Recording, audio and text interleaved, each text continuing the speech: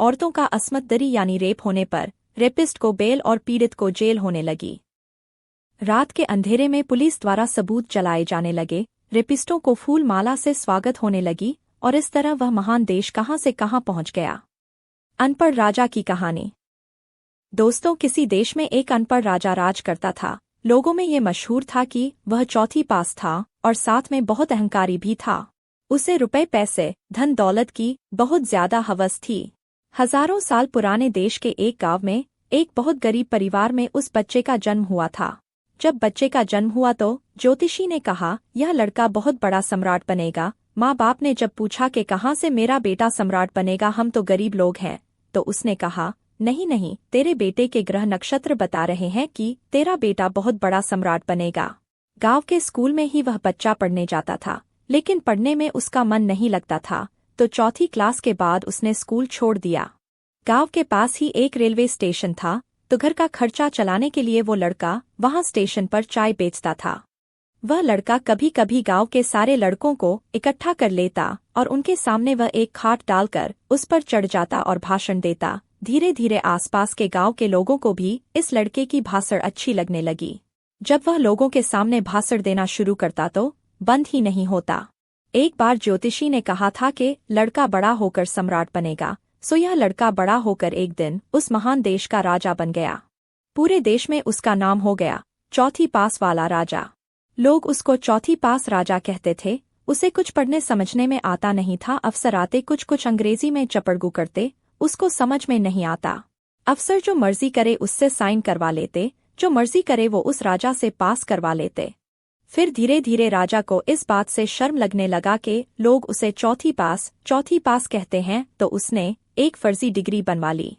एक दिन कुछ लोग एक बड़ा धांसू आइडिया लेकर चौथी पास राजा के पास गए और राजा से बोले कि नोटबंदी करवा दो, देश से भ्रष्टाचार खत्म हो जाएगा। उस वक्त तो राजा को कुछ समझ में नहीं आया, लेकिन ये बात उसके दिमाग में चल रहा था। रात को खाना खाते वक्त उसे दिमाग में आया कि यार, ये तो धांसू आइडिया है। सो उसने एक दिन रात को 8 बजे नोटबंदी लागू कर दी।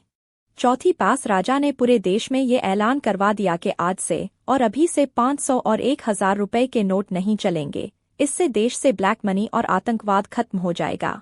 यह खबर सुनकर पूरे देश में कोहराम मच गया। गरीब लोग जो पाई पाई जोड़कर पैसे जमा किए थे, सब के सब एक पल में बर्बाद हो गया। पुराने 500 रुपए और 1000 रुपए के नोटों को बदलने के लिए बैंकों के बाहर हजारों लोगों की भीड़ जमा हो गई। देश के नागरिक कुछ भी करके अपने उन खून पसीने की जमा पूंजी को बचाना चाहते थे। बैंकों में लंबी भीड़ और धीरे काम होने की वजह से देर होने लगी और लोग लाइन में लगे लगे दम तोड़ने लगे और देखते ही देखते 500 से ज्यादा लोग मर गए। ये सब देखकर चौथी पास राजा को गर्व महसूस हो रहा था और खुशी भी हो रही थी। और खुश भी क्यों न हो, जनता उसकी आज्ञा का पालन करने के लिए जान भी दे रही थी, भले मजबूरी में ही सही। नोटबंदी होने की वजह से देश आर्थिक तंगी से जूझते हुए 10 से 15 साल पीछे चला गया। सैकड़ों लोगों ने जान गंवा दी, किसी का व्यापार बर्बाद हुआ, वो सब अलग से नुकसान हुआ। फिर कुछ दिन बाद कुछ लोग आए और राजा से बोले कि ये 3 कानून पास कर दो, देश खुशहाल हो जाएगा और नोटबंदी से जो नुकसान हुआ है उसकी भरपाई हो जाएगी। अनपढ़ राजा था, उसे कुछ समझ में नहीं आ रहा था, सो उसने बिना पढ़े और समझे नए कानून पर साइन कर दिया। इससे 3 काले कानून पास हो गया।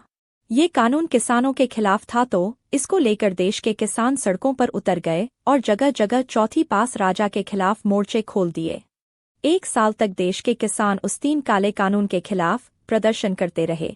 इस दौरान राजा ने किसानों को कुचलने की भरपूर कोशिश की। पुलिस की लाठी चार्ज और पैलेट गन से सैकड़ों किसान बेमौत मारे गए। अंततः भारी विरोध के कारण 1 साल में अनपढ़ राजा को वो 3 काले कानून वापस लेने पड़े। कानून वापस लेने से राजा के दोस्त भड़क गए और अपनी नाराजगी जाहिर की।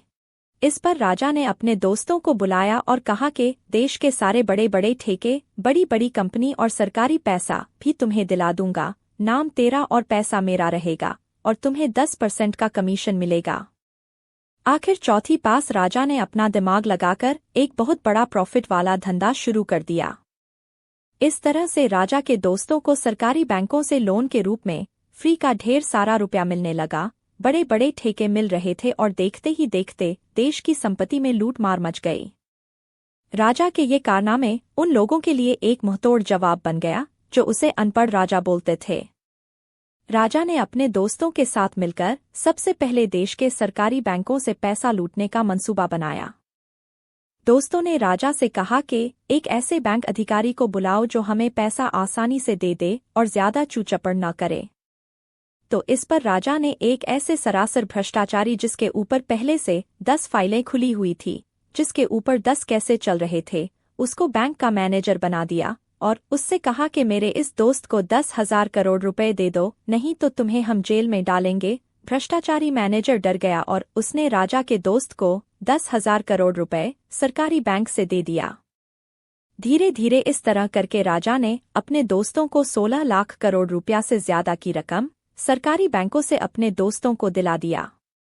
अब उन्हीं पैसों से राजा के दोस्तों ने देश के बड़ी बड़ी सरकारी कंपनियों को खरीदना चालू कर दिया। उन लोगों ने सबसे पहले देश के बड़े बड़े 6 एयरपोर्ट खरीदे, फिर उन्होंने बिजली कंपनियां खरीदी, फिर उन्होंने बिजली के दाम पूरे देश में बढ़ा दिए। बिजली का दाम बढ़ने से देश में मौजूद तमाम चीजें महंगी हो गई।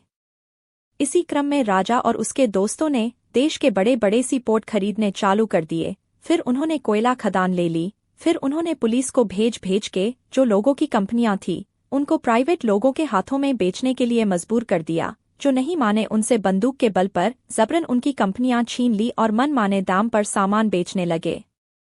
राजा और उसके दोस्तों ने पूरे देश में इतनी महंगाई बढ़ा दी कि 400 रुपए का गैस सिलेंडर 1100 रुपए में मिलने लगे।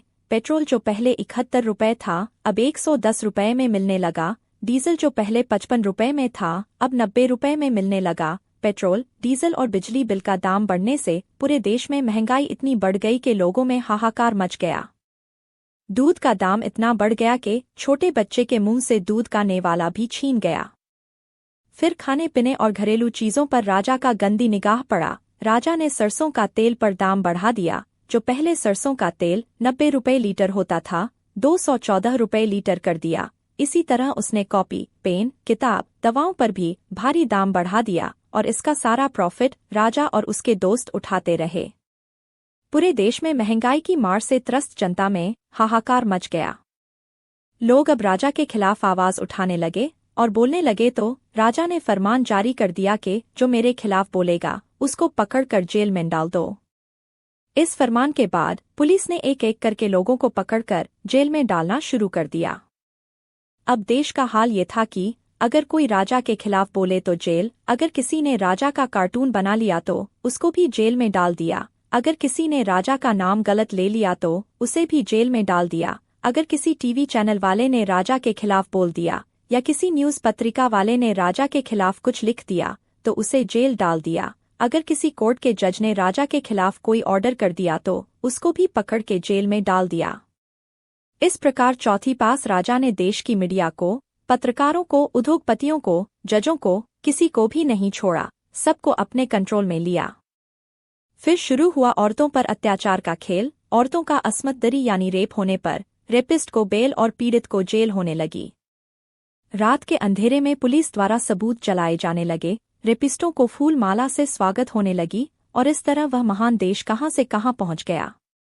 दोस्तों, अगर आपके देश में भी महंगाई चरम पर है, राजा के खिलाफ बोलने पर जेल में डाला जाता हो, लोगों में आपसी नफरत जोरों पर हो और आपके देश में सब कुछ गड़बड़ चल रहा है, तो सबसे पहले जांच करके देखो आपका राजा अनपढ़ तो नहीं है। दोस्तों, आपको ये कहानी कैसी लगी? कमेंट में अपनी कीमती राय जरूर दें। अगर आप नए हैं तो मेरे YouTube चैनल को सब्सक्राइब करें और बेल आइकॉन को दबाएं। मिलते हैं अगले वीडियो में, तब तक के लिए धन्यवाद।